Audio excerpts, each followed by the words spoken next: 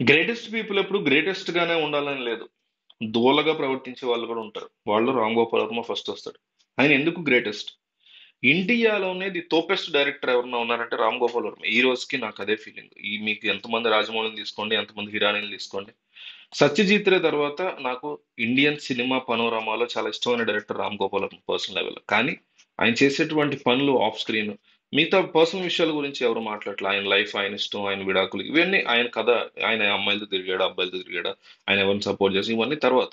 But YSRCP అనేటువంటి ఒక పార్టీకి, ఆయన టీడీపీకి ఇట్లా బిహేవ్ చేసినా తప్పే. వైఎస్ఆర్సీపీ అనేటువంటి ఒక పార్టీకి ఆయన క్లియర్ కట్ గా అమ్ముడుపోయి సినిమాలు తీసాడు అనేది ఎవరైనా సరే ఒప్పుకోవాల్సింది, అందులో డౌట్ లేదు. ఎందుకంటే ఆయన తీసిన సినిమాలు అట్లాంటి కనిపిస్తున్నాయి కళ్ళు ఎదుర్కొంటూ. ఎవరికి బెనిఫిషియల్ గా అట్లాంటి సినిమాలు తీస్తారు? నిజంగా ఆయనకి హక్కు లేదని డెఫినెట్లీ ఉంది. హక్కు గురించి కాదు, ఇక్కడ న్యూట్రాలిటీ బ్యాలెన్సింగ్ గురించి చెప్తున్నా. నిజంగా ఆయనకి అందరి మీద న్యూట్రాలిటీ ఉంటే జగన్మోహన్ రెడ్డి గురించి కూడా తీయొచ్చు. బట్ కేవలం తెలుగుదేశం పార్టీని, పవన్ కళ్యాణ్ ని, లోకేష్ ని, వీళ్ళని మాత్రమే టార్గెట్ చేశారు కాబట్టి డెఫినెట్లీ ఆయన న్యూట్రల్ కాదని, ఆయన ఒకవైపు ఒరిగి ఉన్నారనేది క్లియర్ కట్ కనిపిస్తుంది. ఓకే, సినిమాలు తీయడం వరకు ఓకే, సెన్సార్ బోర్డు ఉంది, అది తప్పు అయితే వాళ్ళు చూసుకుంటారు, అంతా వేరే కదా. కానీ ట్విట్టర్ లో ఫోటోలు పెట్టి జనాల్ని మార్ఫింగ్లు చేసి, వాళ్ళకి వేరే బట్టలు అవి వేసి ఆ కైండ్ ఆఫ్ చేయడం అంటే చీపెస్ట్ మెంటాలిటీలు చేస్తారు. ఇట్లాంటి చీప్ చాలా ఇదే ఆయన ఫోటోలు, ఇదే జగన్మోహన్ రెడ్డిని చేసిన, అంబటి రాంబాబు లాంటి వాళ్ళని చేసిన, కొడాలి నాని లాంటి వాళ్ళని చేసిన, రోజా లాంటి వాళ్ళని చేసినా కూడా ఇదే వర్తిస్తుంది. ఇక్కడ ఎవరిని చేశారనేది కాదు, ఆ కైండ్ ఆఫ్ మెంటాలిటీ. నిబ్బా నిబ్బి నా కొడుకులు ఉంటారు వాళ్ళు. ఇప్పుడిప్పుడే 10th పాస్ అయ్యి, ఇంటర్ పాస్ అయ్యి, ఇంటర్నెట్ లో కూర్చుని ఫ్యాన్ వార్లు చేస్తూ మీ హీరో గొప్ప, మా హీరో గొప్ప, మీ రాజకీయ నాయకుడు గొప్ప, మా రాజకీయ నాయకుడు గొప్ప అని తెలిసి తెలియని బతుకులు బతుకుతారు.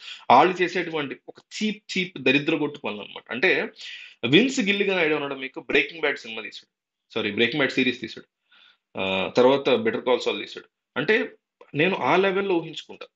ఆ లెవెల్లో ఊహించుకోవడం నీ తప్పు అంటాడు రామ్ గోపాల్. పాయింట్ అది కాదు. ఆ కైండ్ ఆఫ్ అచీవ్మెంట్ చేయగల, ఆ కైండ్ ఆఫ్ వరల్డ్ సినిమాని ఎక్స్ప్లోర్ చేయగల, ఇండియన్ సినిమాని నెక్స్ట్ లెవెల్కి ఇంకా ఇంకా గొప్పగా తీసుకెళ్ళగల మెంటాలిటీ ఉన్నటువంటి వ్యక్తి ఇంత చీపెస్ట్ పనులు చేయడం అనేది చాలా చండాలంగా ఉంటుంది అనమాట చూడడానికి. ఇది ఈ ఈ పని వీళ్ళే చేయాలా అనే రూల్ ఉందంటే ఖచ్చితంగా ఉంది రూల్. ఎందుకంటే ఒక నిబ్బా నిబ్బీలు చేసేటువంటి పనిని మీరు నేను మన ఏజ్ వచ్చిన తర్వాత చేయం కదా. ఆ నిబ్బా నిబ్బీల్లో కూడా ఒక 20 to 60% ఆఫ్ పీపుల్ చేస్తారు కదా, మిగతా 40% చేయరు కదా. సో ఒక దరిద్రగొట్టు పని చేసి, ఒక ఒక ఒక హత్య కానీ, ఒక మానభంగం కానీ, లేకపోతే ఇట్లా పనికిమాలిన పనులు కానీ, ఇట్లా అఘాయిత్యాలు చేయడం కానీ, ఇవన్నీ చేసేటువంటి మెంటాలిటీ పీపుల్ ని మనం సెపరేట్ గా పెట్టి వాళ్ళని మనం స్టడీ చేసి అట్లా ఎందుకు చేయకూడదు, ఈ సొసైటీ బాగుపడాలంటే అనే దాని గురించి మనం ఆలోచిస్తాం.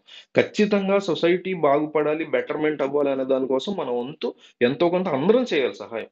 సొసైటీ బెటర్మెంట్ కోసం. లేదు, నేను సొసైటీతో నాకు ఎటువంటి సంబంధం లేదు, నేను ఒక్కడనే, నాది నాదే స్వార్థం అనేటువంటి వాళ్ళు ఖచ్చితంగా, అది మీరు కావచ్చు, నేను కావచ్చు, రామ్ గోపాల్ వర్మ కావచ్చు, చంద్రబాబు, పవన్ కళ్యాణ్ కావచ్చు, జగన్ కావచ్చు, అలా మాట్లాడేటువంటి వాళ్ళు అంటే, అలా మాట్లాడేటువంటి వాళ్ళని మనం ఖచ్చితంగా సొసైటీ నుంచి సెపరేట్ చేయడంలో ఎటువంటి తప్పు లేదు. అందులో ఈయన ఫస్ట్ లిస్ట్ లో డెఫినెట్లీ వస్తాడు. సో అట్లా మాట్లాడడం కూడా ఆయన ఇంటెన్షన్ కాదు. ఇది ఎందుకు అట్లా మాట్లాడతాడంటే, డిఫెన్స్ లేనప్పుడు అట్లా మాట్లాడాడు ఆయన. ఆయననే కాదు, చాలా మంది మనలో ఏం చేస్తాం అంటే, డిఫెన్స్ లేనప్పుడు నా ఇష్టం అనేటువంటి మాట ఎప్పుడు తెర మీదకి వస్తుంది? 95% ఆఫ్ ది కేసెస్ లో నా ఇష్టం అనేటువంటి మాట ఎప్పుడు వస్తుందండి తెర మీదకి? మన దగ్గర డిఫెన్స్ లేనప్పుడు. సో ఆ డిఫెన్స్ లేని థింగ్ ఈయన దగ్గర అనేకం ఉంటాయి కాబట్టి, ఆ అంశాలని మాట్లాడుతున్న చాలా పాయింట్స్ లో నాకు సొసైటీతో సంబంధం లేదు. ఇప్పుడు మీరు ఎటువంటి మెసేజ్ ఇద్దాం అనుకుంటున్నారు మీ సినిమాలతో అంటే, నేను మెసేజ్లు ఫోన్లో ఇస్తాను, సినిమాల ద్వారా ఇవ్వనంటే అది పెద్ద కౌంటర్ లాగా చూడాల్సినటువంటి అవసరం, అది ఫూలిష్ సమాధానం. అది డిఫెన్స్ లేనప్పుడు చెప్పేటువంటి సమాధానం. ఒక మూవీ కావచ్చు, నేను ఇప్పుడు చేసే వీడియో కావచ్చు, లేకపోతే మనం బయట మాట్లాడేటువంటి థింగ్ కావచ్చు, సొసైటీలో పబ్లిక్ నార్మ్ లో ఉన్న ఏదైనా సరే ఒక బాధ్యతాయుతమైనదే ఉండాల్సిందే. అట్లా ఉండటం వల్లే మనం నాగరికులుగా ఈరోజు ఎదుగుతూ వచ్చాం. సివిలైజ్డ్ సొసైటీగా మనం ఎదగడానికి ఉన్నటువంటి కారణాల్లో గతంలో నడిచినటువంటి ఎన్నో దశాబ్దాలు, ఎన్నో శతాబ్దాల నుంచి వచ్చినటువంటి నాగరికుల వల్లే మనం ఈ రోజు ఒక నాగరికత స్టేజ్‌కి వచ్చాం. అప్పట్లో కూడా వీళ్ళు కూడా ఈయన మాట్లాడినట్టుగా నా ఇష్టం, నాకు సొసైటీతో సంబంధం లేదు అని అప్పట్లో వాళ్ళందరూ అనుకునుంటే ఈ లెవెల్‌కి వచ్చేవాళ్ళం కాదు కదా. సో అది కేవలం సమాధానాన్ని నేను ఏదో ఒకటి కౌంటర్‌గా చెప్పి, ఇక్కడి నుంచి ఈ పాయింట్ నుంచి నేను తప్పించుకోవాలి అనే సమాధానం చెప్పడం వేరు. లేదు, నాకు వీటి మీద ఇష్టం, ఇవి చేసుకుంటాను. దాంతో పాటు నాకు సమాజం కూడా బెటర్‌మెంట్ అవ్వాలనుంటది. దాంట్లో నేను కూడా ఎంతో కొంత పాత్ర పోషిస్తాను గానీ, పూర్తిగా దాని గురించి నేను ఆలోచించను అంటాం ఓకే. కానీ నాకు ఏమాత్రం సంబంధం లేదు సొసైటీతో, నా ఇష్టం వచ్చినట్టు నేను బతుకుతాను అనేటువంటి ఆ మెంటాలిటీ అది కేవలం ఆన్సర్ చెప్పడానికి, కౌంటర్ ఇవ్వడానికి బావుంటది తప్ప కంప్లీట్‌గా అది ఇర్రెలవెంట్‌గా, ఫూలిష్‌గా అనిపిస్తది. సో, ఈ కేసు విషయంలో ఈయన్ని అరెస్ట్ చేస్తారా? ఈయన రీసెంట్‌గా ఒక వీడియో చేసి ఇందులో నేను ఏమాత్రం భయపడట్లేదు ఎవరికీ. ఈ ఫోటోలు మార్ఫింగ్ చేయడం వల్ల ఎవరివో మనోభావాలు దెబ్బతిన్నాయంట, వాళ్ళవి దెబ్బతినలేదు అనేటువంటి మాటలు కూడా ఆయన మాట్లాడుతున్నాడు. అంటే నేనేమంటున్నానంటే, వేరే వాళ్ళ మనోభావాలు దెబ్బతిన్నా కూడా కేసు పెట్టేటువంటి అవకాశం లాలో ఉంది గాబట్టే గదా! పోలీసులు కేసు పెట్టారు. ఉత్తినే పెట్టరు గదా! ఇప్పుడు మీ గురించి పవన్ కళ్యాణో, లేకపోతే జగనో, లేకపోతే వాళ్ళో ఎవరో వచ్చి కేసు పెట్టాల్సిన అవసరం ఏముంది? ఒక సెక్షన్ ఆఫ్ పీపుల్ దాన్ని మనోభావాలు కైండ్ ఆఫ్ థింగ్ దెబ్బతిన్నా గూడా అవకాశం ఉంది గాబట్టి డెఫినెట్‌లీ కేసు పెట్టారు. దాన్ని పాయింట్‌గా పట్టుకొని ఆల్రెడీ అబ్స్కాండ్ అవుతూ కోర్టులో దాన్ని అన్నీ కొట్టేయాలని కేసులేసి దాని చుట్టూ తిరుగుతూ ఇదంతా గూడా గజిబిజి గందరగోళాన్ని క్రియేట్ చేస్తూ అదొక హీరోయిజంలో చూపించుకోవడం అనేది గూడా ఒక షీర్ ఫూలిష్‌నెస్ లాగా అనిపిస్తది తప్ప ఇంకోటి గాదు. పోలీసులు విచారణకు రమ్మన్నప్పుడు డెఫినెట్‌లీ వెళ్ళాలి. దానికి మనం సమాధానం చెప్పుకోవాలి. చేసుంటే బావుండేదని. చెప్పకపోవడం అనేది ఫూలిష్‌నెస్సే. లేదు అక్కడికి వెళితే పోలీసులు ప్రభుత్వానికి పాజిటివ్‌గా పనిచేస్తున్నారు. వాళ్ళ కింద తొత్తుల్లో పనిచేస్తున్నారు అన్నప్పుడు డెఫినెట్‌లీ ఆ అలిగేషన్ వేసి దాన్ని ప్రూవ్ చేసే ప్రయత్నం చేస్తంలో భాగంగా దాంతో పాటు ఇన్వెస్టిగేషన్‌కి కూడా వెళ్లి, ఎంక్వైరీకి వెళ్లి అక్కడ ఆయన చెప్పాలనుకున్నది చెప్పొస్తే సరిపోయేది.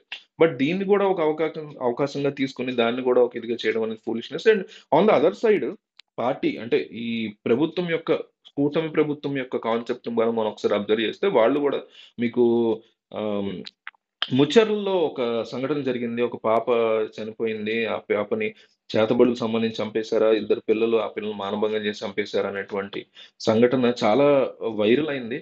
ఇప్పటి వరకు ఆ పిల్ల బాడీ దొరకలేదు. దాని గురించి కూటమి ప్రభుత్వానికి ఖాళీ లేదు. వైసీపీ ప్రభుత్వం సంబంధించినటువంటి వాళ్ళు పోస్టులు పెట్టడం తప్పే.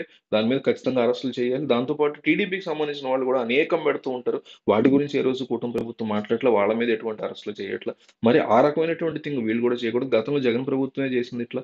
కొంతమంది టీడీపీ వాళ్ళని అరెస్ట్ చేసి వైసీపీ వాళ్ళని టచ్ కూడా చేయలేదు. ఇప్పుడు టీడీపీ ప్రభుత్వం కూడా అదే చేస్తుంది. చంద్రబాబు బయటికి మాత్రం చెప్పారు మేము అందరిని అరెస్ట్ చేస్తాం. ఎవరి మీద అనకండి అని. బట్ టీడీపీ వాళ్ళు ఒక్కళ్ళని కూడా అరెస్ట్ చేయడం కనిపించలేదు. అట్లాగే వీటన్నిటికంటే కూడా రాష్ట్రంలో బూతులు తిట్టుకోవడాలనేటువంటిది నార్మలైజ్ చేసేసారు. ఆ కల్చర్‌ని రూపుమాపేటువంటి పద్ధతి వైపు కూటమి ప్రభుత్వం ఎక్కడా వెళ్ళట్లేదు. వాటన్నిటికంటే కూడా ముఖ్యమైన థింగ్స్ ఎన్నో ఉన్నాయి. ఎన్నో రకాల అఘాయిత్యాలు జరుగుతున్నాయి, అత్యాచారాలు జరుగుతున్నాయి. వాటి గురించి ఇప్పటికి కూడా అవి తేలకుండా ఉన్నటువంటి సంఘటనలు ఏపీలో ఎన్నో ఉన్నాయి. వాటి మీద ఎందుకు మీరు ఇంకా చర్యలు తీసుకోకుండా రామ్ గోపాలవరం లాంటి ఒక యూజ్‌లెస్ ఎందుకు పనికిరానటువంటి ఇష్యూస్ మీద మీరు మైండ్ ఎక్కువ పెడుతున్నారు. పెట్టొచ్చు డెఫినెట్ 1% వరకు 0.5% వరకు ఇట్లాంటి విషయాలు మీరు పెట్టొచ్చు. సోషల్ మీడియా యాక్టివిస్టులు చేసినటువంటి తప్పుల గురించి ఒక 2% పెట్టొచ్చు. కానీ ఎక్కువ శాతం 10-15, 20% ఈ మానభంగాలు, అత్యాచారాలు ఎందుకు జరుగుతున్నాయి? ఇప్పటికీ ఆ చిన్న పిల్ల మృతదేహం దొరకపోవడం గురించి అసెంబ్లీలో ఎందుకు మాట్లాడలేకపోతున్నారు?